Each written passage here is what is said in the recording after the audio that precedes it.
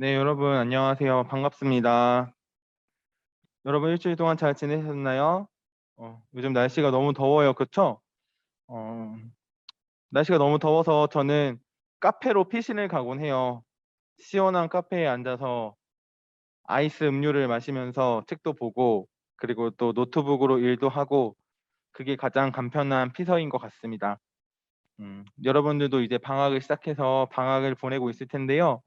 여러분들도 시원한 곳을 잘 찾아서 더위를 잘 지혜롭게 피하며 이 여름을 나시기를 바랄게요.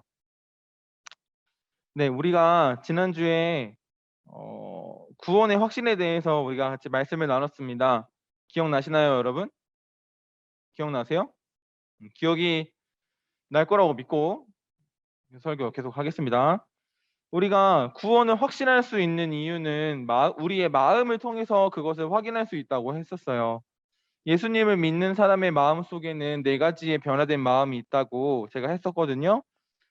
그 네 가지가 뭐였을까요? 첫 번째는 하나님의 계명을 지키고자 하는 마음이었습니다. 네, 하나님의 말씀을 어, 순종하고자 하는 그런 마음. 주일에 교회 오는 게 귀찮지 않고 너무 즐거운 그런 마음들이 우리 가운데 생긴다라고 했고요. 두 번째는 사랑이었습니다. 사랑. 내 이웃을 내 몸과 같이 사랑하라는 것. 어, 우리 형제 자매를 서로 사랑하고 친구를 서로 사랑하고 내 옆에 있는 사람을 사랑하는 것. 네, 그것이었고요. 세 번째는요. 하나님을 알고자 하는 소망이 있는가였습니다.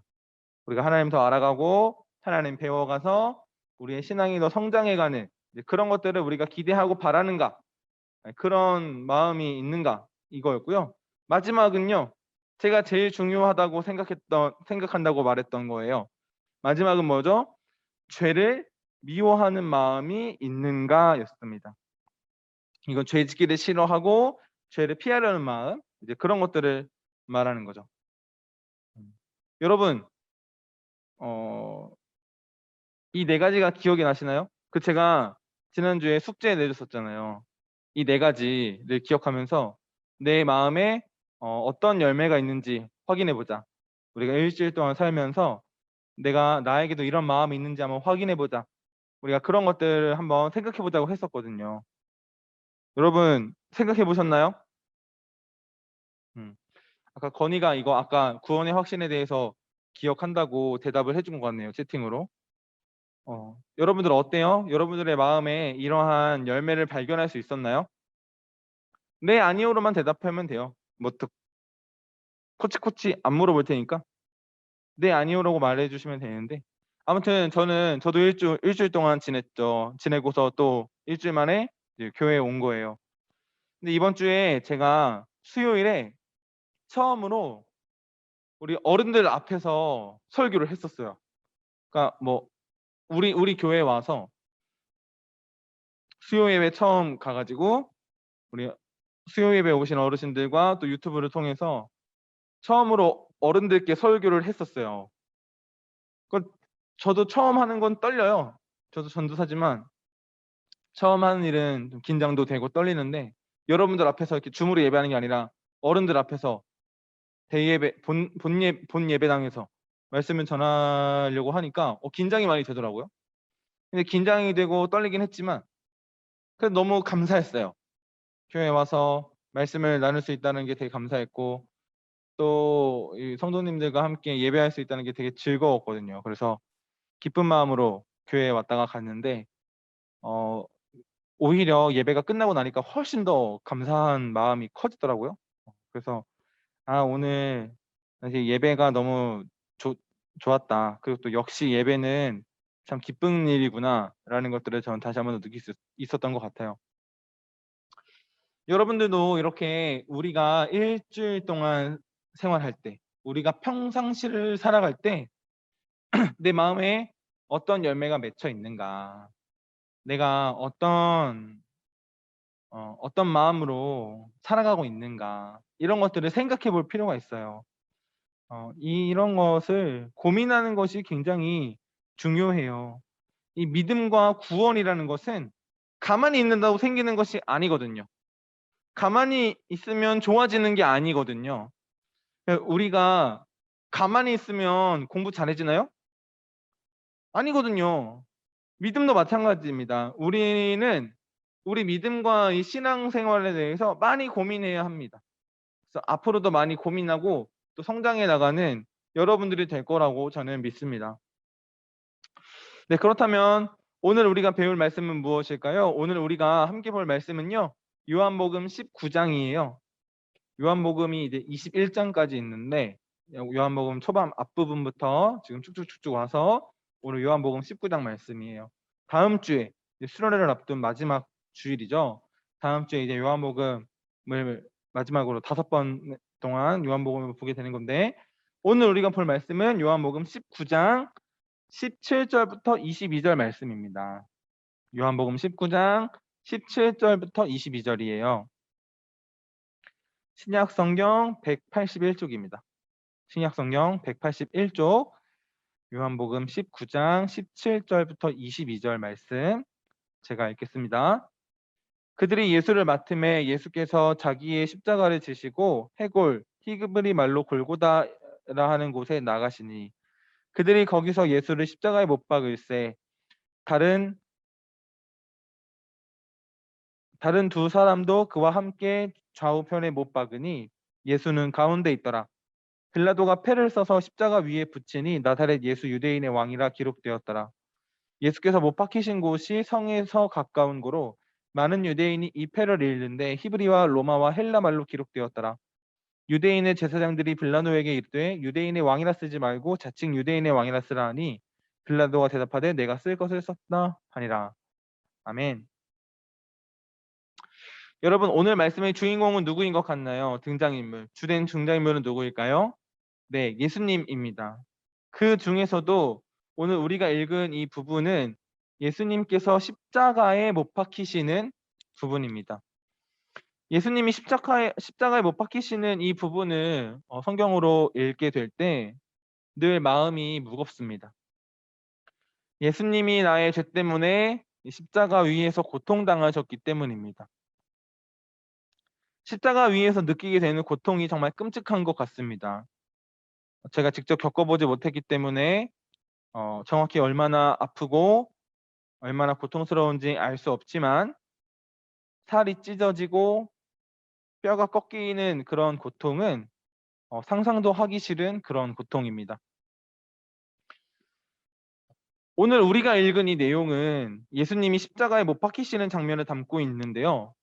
이 요한복음이라는 성경은요, 독특하게도 예수님이 어떤 육체적인 고통을 당하셨는가에 대한 그런 이야기보다도 그 과정과 그 배경을 지금 이야기해주고 있어요.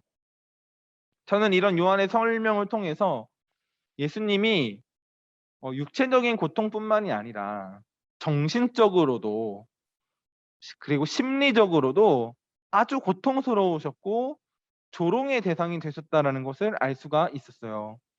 우리 17절, 18절 다시 한번 읽어볼게요. 17, 18절을 다시 읽어보겠습니다. 그들이 예수를 맡음에 예수께서 자기의 십자가를 지시고 해골 히브리 말로 골고다라 하는 곳에 나가시니 그들이 거기서 예수를 십자가에 못 박을세 다른 두 사람도 그와 함께 좌우편에 못 박으니 예수는 가운데 있더라. 아멘. 지금 예수님은 결국 십자가형을 선고받고요.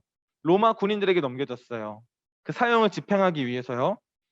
지금 예수님은 십자가형이 집행되는 그 해골의 언덕, 즉 다른 말로 골고다 언덕이라고 부르는 곳으로 향하십니다. 예수님은 이 해골의 언덕까지 자기가 못 박힐 그 십자가를 직접 지고 가야 했습니다. 이미 예수님의 상태는 심한 채찍질에 자기 몸도 가누기 힘든 그런 상태셨거든요. 겨우겨우 이 해골의 언덕에 도착한 예수님은 그곳에서 십자가 처형에 처해져야 했습니다.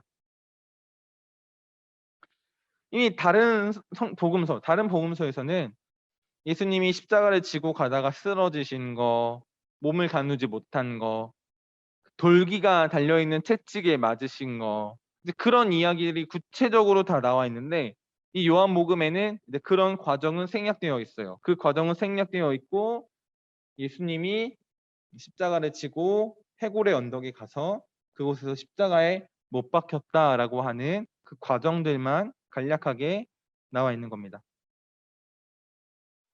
그런데 이때 예수님께서 혼자 십자가 처형을 받으셨냐? 아니었어요.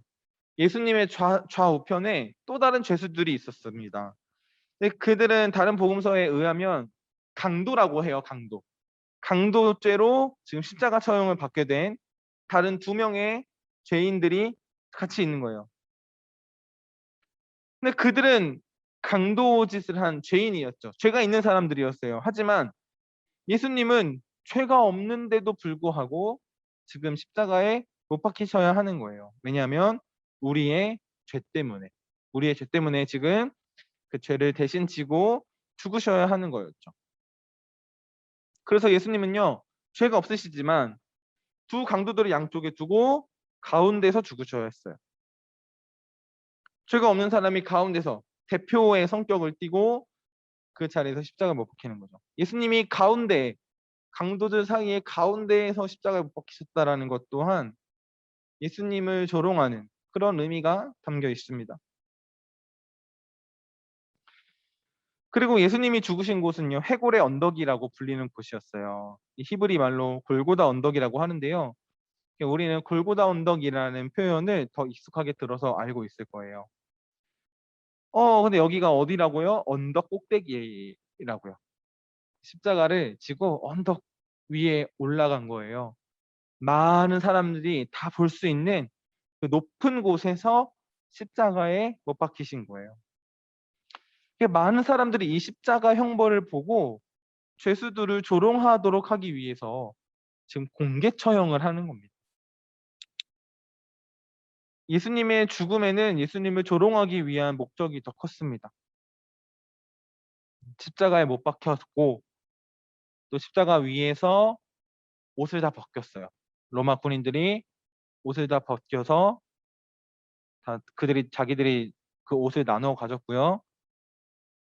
정말 알몸으로 십자가 위에 매달려 버린 거죠. 그 알몸을 모두 내놓아야 하는 그 수치스러움. 그리고 나무 십자가에 못 박혔다라고 하는 건 저주를 받았다라는 걸 의미했거든요. 그 저주, 그 가장 불명예스러운 형벌을 통한 저주, 그것이 예수님에게 있다라는 것을 많은 사람들이 보도록 그렇게 했던 거예요. 여러분, 그 죄인을 형벌하는 그 방법이 나라마다 굉장히 다양한 거 아시나요? 우리나라 뭐 옛날 사극 같은 거 보면 형벌을 어떻게 하는지가 보이잖아요. 그쵸? 옥에 갇혀 있는 죄인들의 모습이 있고요. 또 옥에 갇히면 그냥 가둬두지 않고 여기다가 목에다가 뭐 나무 같은 거 차고 이렇게 앉아 있잖아요. 도망가지 못하게. 그런 거. 그리고 사극에 많이 나오는 게 이제 그런 거잖아요. 사약을 받아라.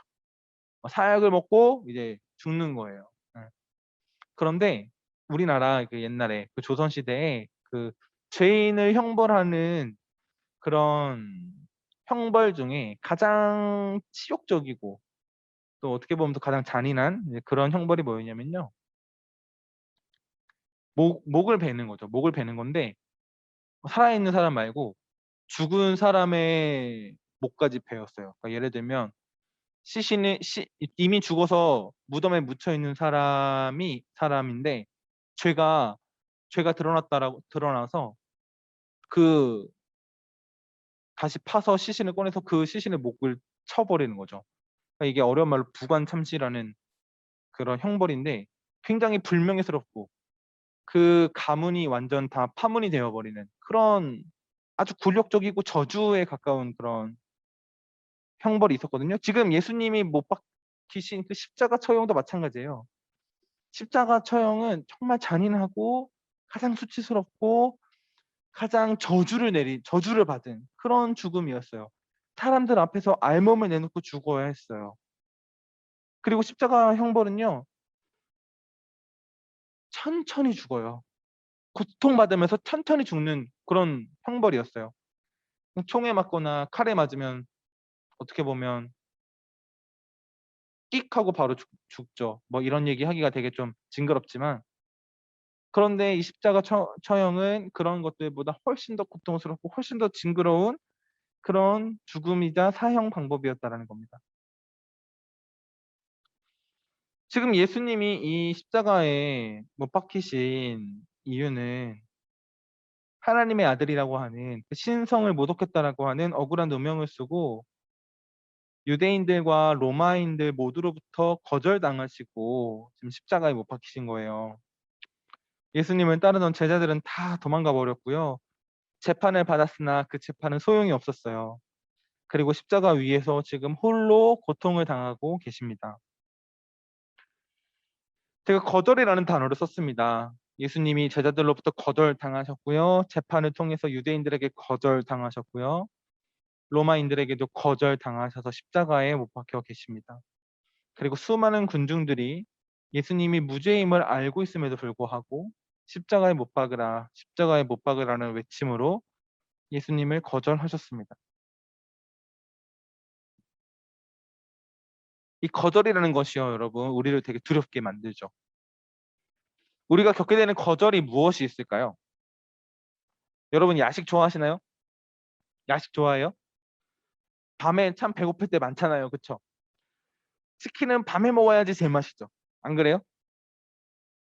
라면, 라면. 야식으로 얼마나 맛있어요. 꼭 밤에 TV 보다 보면 광고로 라면 광고가 나오잖아요. 그죠? 피파 한 판 딱 하고 야식으로 먹는 그 라면. 그게 정말 저의 고등학생 생활에 행복했던 그런 스트레스를 풀 수 있는 그런 거였거든요. 그런데 야식을 먹으려면요. 그냥 못 먹었어요. 부모님 허락을 받아야지 먹을 수 있었어요. 중고딩 때요. 지금은 뭐 제 맘대로 먹지만 그때는 부모님 허락을 받아야 했어요. "아빠, 아빠 치킨 좀 시켜 주세요." 이렇게 아빠한테 시켜 달라 그래야지 먹을 수 있었어요. "엄마, 라면 끓여 먹어도 돼요?" 이렇게 허락을 받아야 라면을 먹을 수 있었어요. 근데 이게 복불복인 거야. 내가 야식을 먹고 싶을 때 매번 먹을 수 있는 게 아니었어. 부모님이 기분이 좋으신 날에는 먹을 수 있는 거예요. 그런데 기분이 안 좋은 날에는 "밤에 먹으면 건강에 안 좋아." 이러면서 엄청 혼났어요. "왜 밤에 먹으려고 그래? 진작에 먹지." 이러면서 혼나는 거예요. 남들은 다 야식 밤에 먹는데 저는 야식을 마음대로 못 먹었어요, 밤에. 물론 밤에 먹는 음식이 안 좋죠. 살찌게 만들고 몸에 안 좋은 건 맞아요. 근데 먹고 싶잖아요. 야식을 밤에 먹으라고 야식인데 왜 야식을 못 먹게 하나? 그게 이해가 안 됐어요. 근데 이런 것도 거들이 될 수 있는 거죠. 제가 무서워 가지고 말을 못 했거든요. 한동안 말을 못 했어요. 너무 많이 혼난 다음에는. 그게 두려워 가지고 혼날까 봐. 그 거절감이 쌓여서 그렇게 되는 거죠. 친구들 사이에는 어떤 거절이 있을 수 있을까요? 여러분들이 공감을 할지 모르겠는데 급식을 먹는데 나는 반밖에 밥을 다 못 먹었어. 밥을 다 못 먹어서 반이나 남았어. 근데 자기들 다 먹었다고 펄떡 일어나서 가요. 그럼 저는 아무 말 못하고 식판 들고 따라 일어나 가지고 다 먹은 척하고 따라 일어나서 같이 친구들이랑 같이 가야 되니까. 그랬었어요. 고1 때. 고1 때 제가 그랬어요. 제가 중학교를 태백에서 졸업하고 고등학교를 춘천으로 왔거든요. 그러니까 난 친구가 없는 거야. 전 친구가 없었어요, 처음에. 다 중학교 때 친했던 친구들끼리 친구지 나는 안 껴줬어요. 전화 왔다고 나 안 껴준 거죠. 근데 그게 고1 때거든요.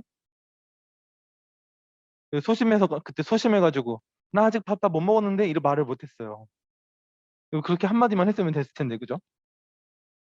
근데 이제 친한 친구들이 없으니까 초반에 이렇게 고생을 좀 한 거예요. 거절감. '아 씨 나 밥 안 먹었는데 아무도 나 안 기다려 준다. 아무도 나 신경 안 쓴다.' 이러면서 혼자 상처받은 거죠. 어. 이런 거절감들이 있을 수가 있습니다. 이거는 뭐 우스갯소리로 한 얘기고 지금 예수님의 상황을 보자고요. 예수님 곁에는 지금 아무도 없었어요. 수많은 군중들이 예수를 십자가에 못 박으라고 외쳤습니다. 재판도 소용이 없었죠. 사실 예수님은 무죄의 판결을 받아야 마땅했지만 예수를 죽이라는 수많은 외침에 빌라도는 결국 예수님을 로마 군인들에게 넘겨서 십자가에 못 박으라고 합니다. 예수님께서 느끼셨을 거절감, 그리고 또 좌절감, 이런 것들이 육체적으로 느껴야 하는 그런 고통 못지않게 아주 컸을 겁니다. 지금 군중들로부터 죽어라! 죽어라! 라고 하는 악플이 줄줄이 달리는 거예요. 예수님께 어떤 악플이 달렸을까요, 여러분? 19절, 20절입니다. 19절과 20절 말씀을 읽어볼게요. 빌라도가 패를 써서 십자가 위에 붙이니 나사렛 예수 유대인의 왕이라 기록되었더라. 예수께서 못 박히신 곳이 성에서 가까운 고로 많은 유대인이 이 패를 읽는데 히브리와 로마와 헬라말로 기록되었더라. 아멘. 예수님이 못 박힐 나무 십자가 위에 유대인의 왕이라는 명패를 달았어요. 그러니까 뭐 여러분 런닝맨 보면 뒤에 이름표 붙어 있잖아요. 그것처럼 그 명패를 붙인 거예요. 그 십자가 위에 예수님 달려 있는 그 머리 위에 예수님이 달려 있으면 그 여기 머리 위에 공간이 십자가 있을 거 아니에요. 여기다가 유대인의 왕 이렇게 명패를 달은 거야. 이름표를 다 붙인 거예요. 이거는 예수님을 조롱하기 위해서 다른 거예요. 악플을 달아버린 거예요. 아, 이 사람이 유대인의 왕이래. 이 사람이 유대인을 구원할 구원자래. 근데 구원은 무슨 여기서 이렇게 십자가 못 박혀 죽고 있잖아. 이렇게 우리가 죽였잖아 이 사람을. 그렇게 조롱하는 거예요. 네가 어디 한번 구원해 볼 수 있으면 해봐. 어디 유대인의 왕아, 네가 한번 해봐. 네가 왕이면 내가 하나님이다. 이러면서 예수님을 조롱하는 거예요. 악플 막 다는 거예요. 사람들이 그걸 보고 돌을 던지고 욕을 하고 침을 뱉고.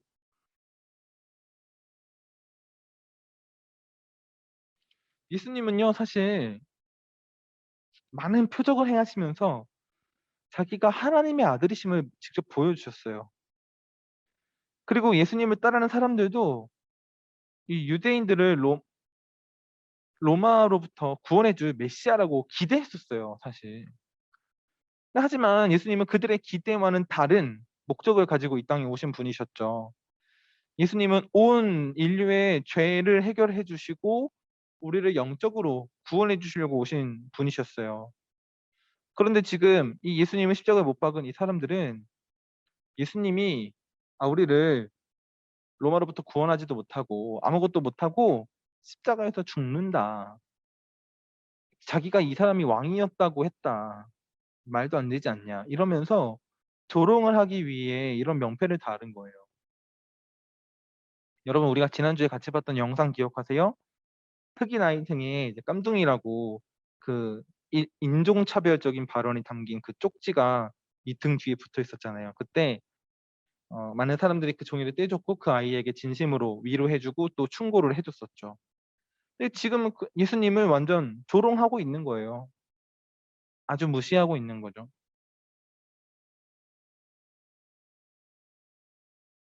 그런데 여기서 끝이 아니었습니다. 마지막으로 21, 22절이거든요. 21, 22절 같이 읽겠습니다. 유대인의 대제사장들이 빌라도에게 이르되 유대인의 왕이라 쓰지 말고 자칭 유대인의 왕이라 쓰라 하니 빌라도가 대답하되 내가 쓸 것을 썼다 하니라. 아멘. 예수님을 십자가에 못 박은 그 장본인들이 바로 이 대제사장들이에요. 이때 당시 이 유대 지역의 종교 지도자들이었거든요. 그런데 이들은 유대인의 왕이라는 말이 마음에 안 들었나 봐요. 아마 이 사람들은 예수님을 한순간도 왕이라고 생각해 본 적이 없을 테니까요. 이 대제사장들은 항상 예수님과 반대편에 머물렀던 사람들이에요.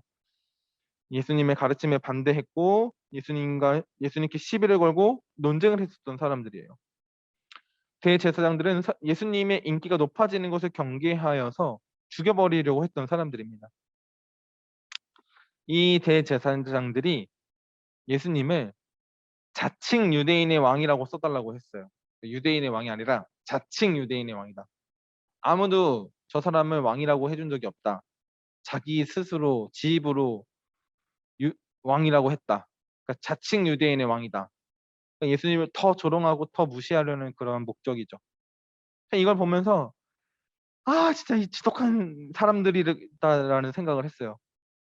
이 대제사장들은 끝까지 예수님을 조롱하고 철저히 죽여버리려고 하고 있습니다. 아마 예수님은 이러한 대제사장들의 마음도 다 아셨겠죠. 예수님은 이렇게 마지막 죽으시는 그 십자가 위에서도 편치 않게 수많은 거절과 무시와 조롱 속에서 죽으셔야 했습니다. 여러분들은 지금까지 살아오면서 어떤 거절들을 경험해 보셨습니까? 그 거절은요, 뭐 그렇게 좋은 경험은 아니에요. 그쵸? 일정 수준 이상으로 성장하기 전까지, 일정 수준 이상으로 마음이 성숙해질 때까지는 이 거절이라는 것을 좀 경험하지 않았으면 좋겠어요. 뭐 그런데 그게 내 마음대로 되는 것은 아니죠. 우리 마음에는 이미 거절 혹은 상처 혹은 트라우마라고 하는 것들이 있을지도 몰라요. 근데 여러분, 근데 예수님은요, 그런 우리의 마음을 다 아시는 분이시거든요. 절대로 먼저 우리를 포기하시는 분이 아니에요. 아무도 우리를 이해해 주지 못한다고 생각이 들 때가 있죠. 그런데 예수님은 우리의 마음을 다 이해해 주실 수가 있어요. 어떻게 그렇게 다 이해해 주실 수 있을까요? 어떻게 다 아실까요? 왜냐하면 예수님은 그런 상처를 먼저 다 받아보셨거든요. 예수님은 우리가 겪을 수 있는 모든 고통과 그 상처보다도 훨씬 더 큰 그런 아픔들을 다 경험을 하셨거든요, 이미. 어디서요? 십자가 위에서요. 그리고 죽음까지도. 예수님은 모든 아픔을 다 경험하셨고 심지어 죽음까지 경험하신 분이기 때문에 우리의 마음을 다 이해하실 수가 있는 거예요. 여러분, 이 예수님에 대해서 우리가 좀 생각해 볼 수 있는 영상을 제가 하나 준비를 했거든요. 우리 그 영상을 또 같이 보도록 하겠습니다.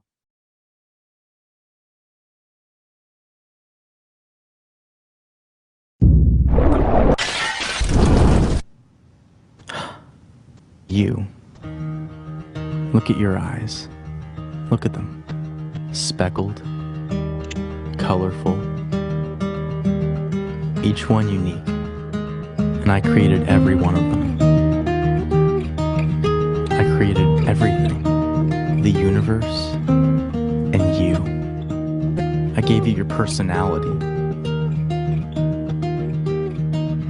I made you pure, complex.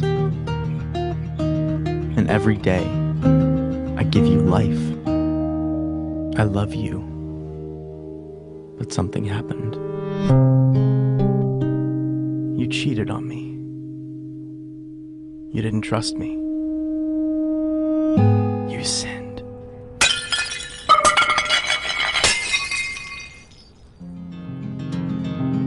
You cut yourself off from me. And although you're still alive, you were slowly dying. So you looked for other things.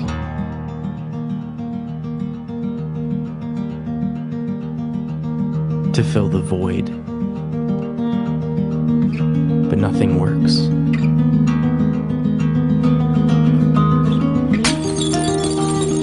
It just kills you faster. And it separates us more and more.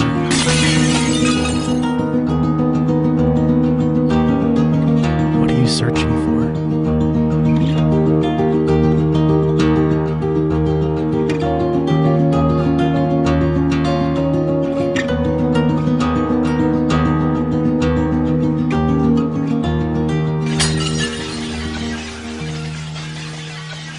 I don't want you to die.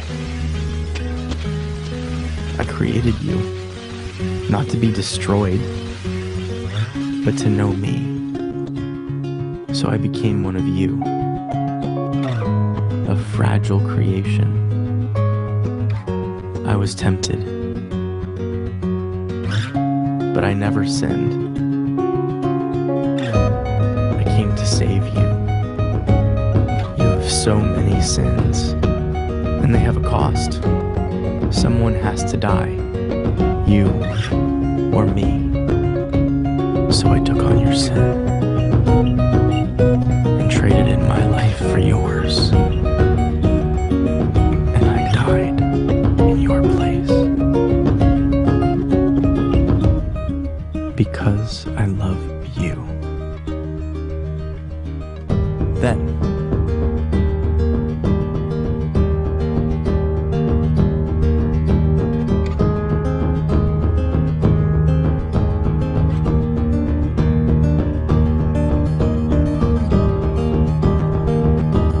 I rose from the dead. I am the way, the truth, and the life. I am Jesus. I'm not here to condemn you. I came to bring you back to life. Rely on me. I will forgive you and give you eternal life.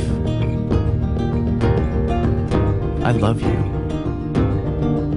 And I did all of this to have a relationship with you.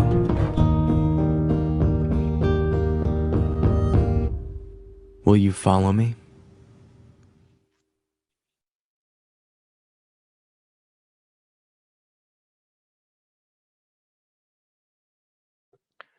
어때요, 여러분? 잘 보셨나요?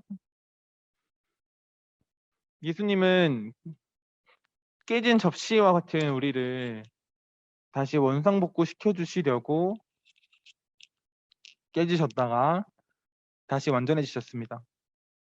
아니요, 우리는 원래 상태로 돌아왔다기보다 처음 상태보다 훨씬 나은 그런 존재가 되어서 다시 태어났습니다.